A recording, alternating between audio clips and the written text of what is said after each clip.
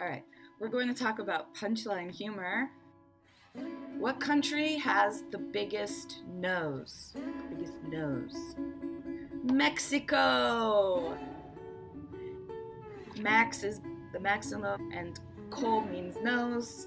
If you're not Korean, you wouldn't know that. But Mexico, get it? Big nose. All right. I'm not a big joke-telling person, but I tell all my students you should memorize one joke. It's not hard. Yeah, it's easy to remember one joke. When we talk about humor, we're going to talk about having an actual joke or using other means in humor. Right now, we're just practicing pausing.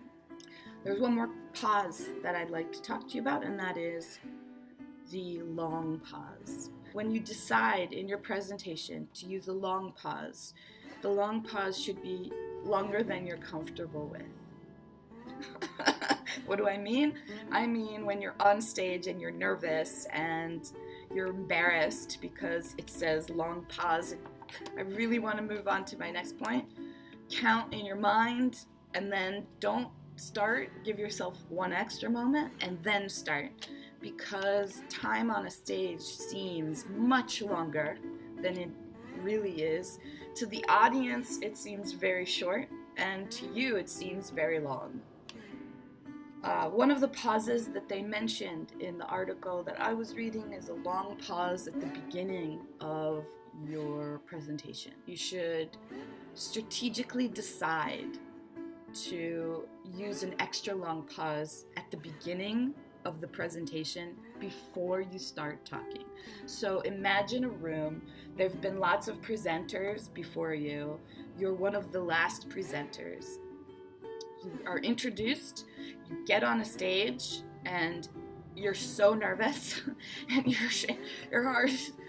Don't start talking. Count to 20. I know it seems like a lot, right? But in your mind, you're going 1, 2, 3, 4, 5. Count to 20. Breathe. Don't forget to breathe. People will take note. They'll be like, oh, okay. Even though they're tired, even though they've heard everything before, they'll stop what they're doing and they'll look up at you. Make that eye contact. Keep it. 1, 2, 3. Keep it. 1, 2, 3. Keep it. 1, 2, 3. I know it seems like a really long pause. Don't start. Keep it. 1, 2, 3. And then start.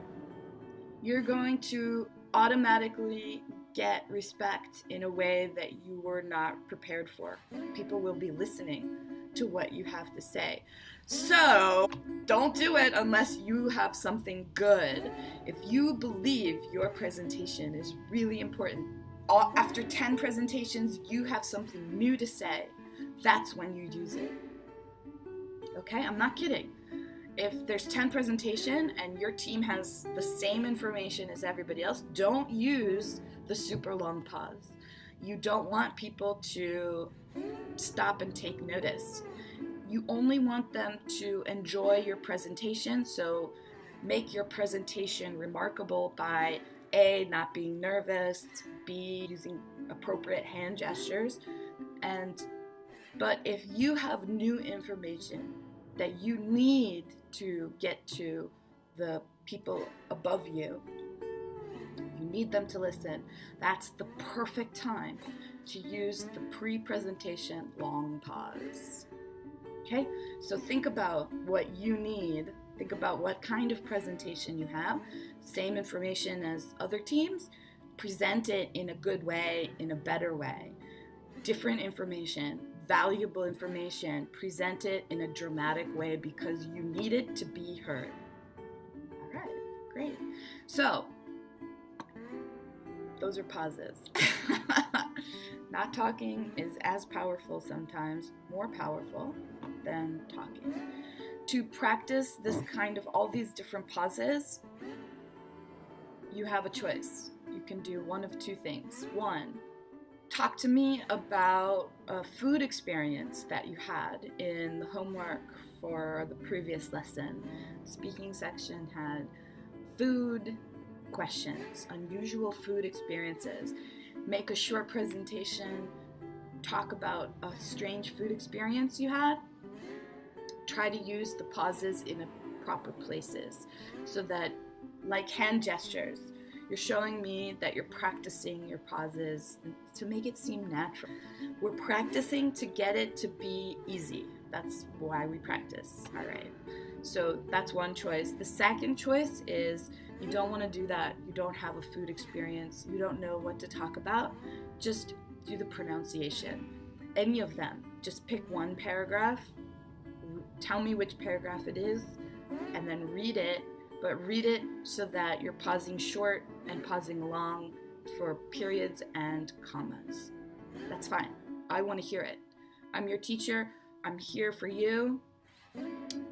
Make a video, post the link, I will check it, and I'll leave a comment. Those are different kinds of pauses. We use pauses in different ways. They're helpful, they're a tool, they're there for you to get the message across, and that not talking is as important as talking. So next time we're going to talk about filler words, like, bye guys.